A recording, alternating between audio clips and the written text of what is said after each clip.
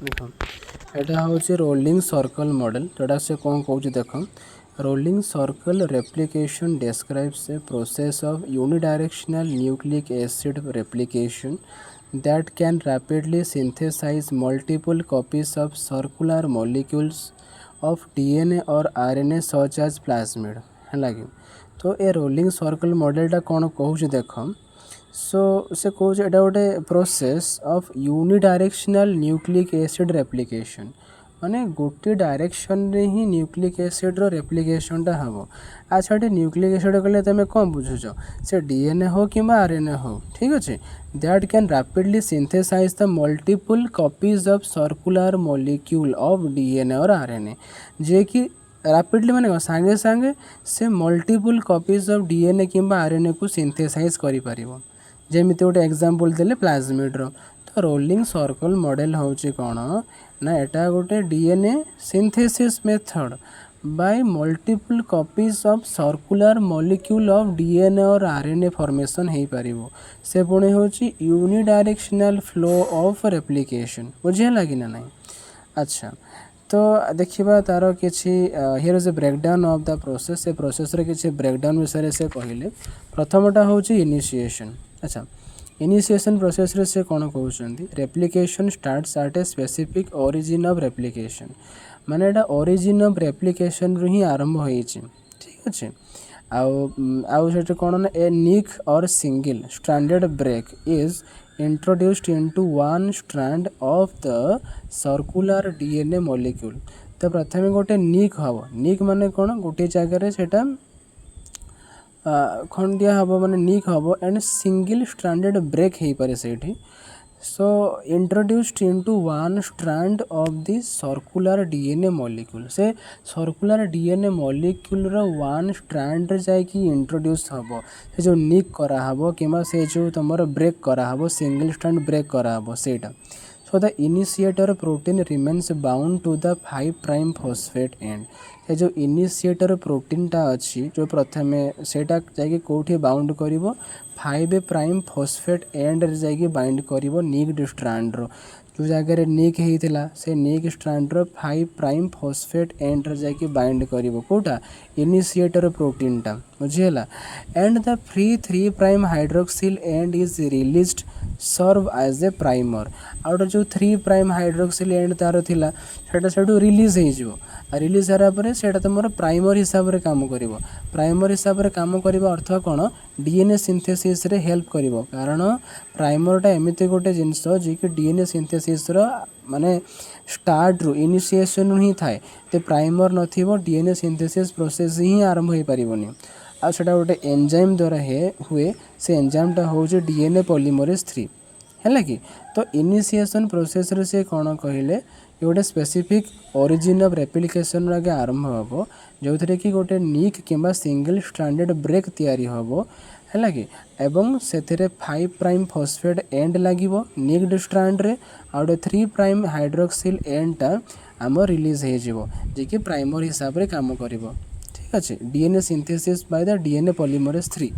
then second हूँ आमर elongation प्रोसेसटा एलोंगेशन प्रोसेसटा कौन देख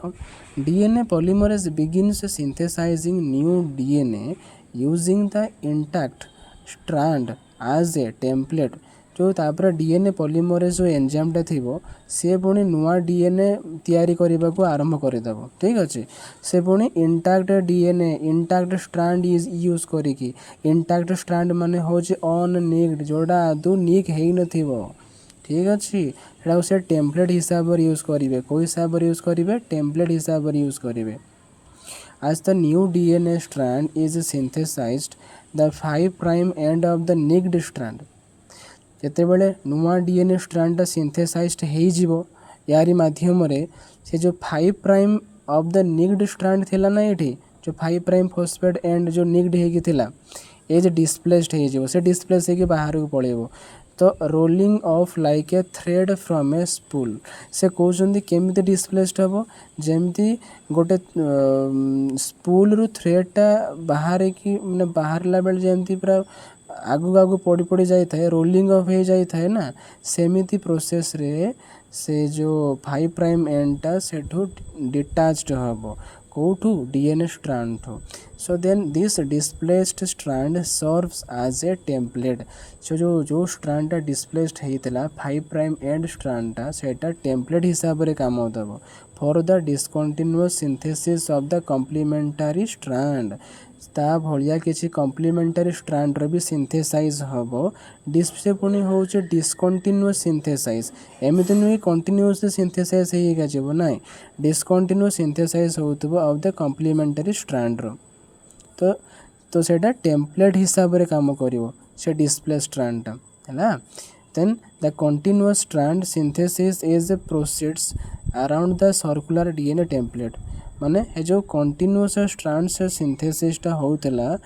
सॉरी आगे तो डिस्कंटिन्यूअस स्ट्रैंड सिंथेसिस हो गला बाय द कॉम्प्लीमेंटरी स्ट्रैंड तापर जो कंटिन्यूअस स्ट्रैंड सिंथेसिस हम it is proceeds around the circular DNA molecule Etah circular DNA molecule चारिपटे he continuous strand सिंथेसिसटा हो जाए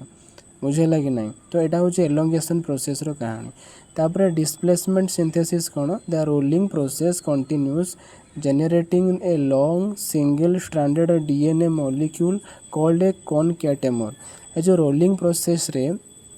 सेटा कंटिन्यू करिवो से कंटिन्यू कला परे गोटे long single stranded DNA molecule generate हम बहुत लंबा वाला आउ single stranded DNA molecule generate हम जहाँ को आम कहे कॉनकैटेमर कौन कहे कॉनकैटेमर बोली आम कहि पारुछे देखो तापर स्टेपटा होची टर्मिनेशन स्टेप टर्मिनेशन कौन हम the concatemer are cleaved into individual single copy DNA molecule जो कॉनकैटेमर थिला सेटा हमर क्लीव्ड हो माने सेटू डिटैच्ड हो into a individual single copy DNA molecule हैला so then the single stranded DNA molecule can then be सर्कुलराइज्ड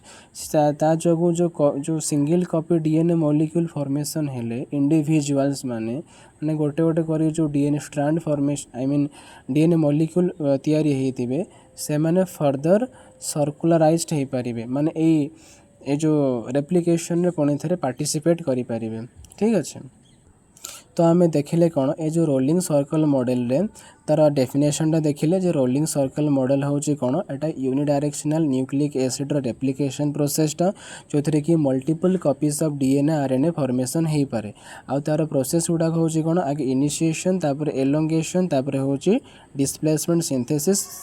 last को हूँ टर्मिनेशन इनिशिएशन रे कौन है ना गोटे जो जगार निक हम आमर सिंगल स्टैंडर्ड स्ट्रैंड रे ब्रेक हम ब्रेक है माने कौन हम सेठी गोटे नुआ स्ट्रैंड को से माने इंट्रोड्यूस हेबे सर्कुलर डीएनए मॉलिक्यूल को इंट्रोड्यूस हेबे से जगह 5 प्राइम फॉस्फेट एंड रे जाके निक्ड हबो एटा 3 प्राइम एंडटा हाइड्रोक्सिल एंड रे जाके निक्ड हबो आ एटा रिलीज भी हे जिवो आ रिलीज होला परे प्राइमर हिसाब रे काम करिवो आ एलोंगेशन स्टेप रे देखिबो जो डीएनए पॉलीमरेजटा बिगिन करथिला सिंथेसाइजिंग करबाकू new DNA using the intact strand as a template नुआ डीएनए को से टेम्पलेट हिसाब रे यूज करिवो तापर जते बेले सेटा 5 प्राइम एंडटा जो 5 प्राइम निक्ड एंडटा जो डिस्प्लेस्ड हे जिवो हेटा केमिति फॉर्मेशन हबो rolling of like a thread from A spool से भली आकार आमको देखा जीवो तो यही सब प्रोसेस हैला परे लास्ट को डिस्प्लेसमेंट सिंथेसिस आसीबो डिस्प्लेसमेंट रे कोन हबो ना जो रोलिंग प्रोसेसटा गोटे सिंगल स्ट्रैंड डीएनए मॉलिक्यूल रे जनरेटिंग हबो जहा को हमें कहूचे कॉनकैटेमर हैला कोन कहूचे कॉनकैटेमर तापर सेपटो को आसीबो टर्मिनेशन एंड टर्मिनेशन प्रोसेस रे कोन हबो से concatemer are cleaved into individual single copy DNA molecule and the single stranded DNA molecule can then be circularized से single strand DNA molecule गुड़ा को लास्ट को circularized है कि पुणी थरे रोलिंग सर्कल मॉडल अनुसार ता निज को निजे सिंथेसाइज भी करि परिबे तो एटा होचे होल प्रोसेस ऑफ व्हाट ना हमर रोलिंग सर्कुलर मॉडल रो होल प्रोसेस टा एटा definition initiation process elongation process displacement synthesis and last को होचे कोन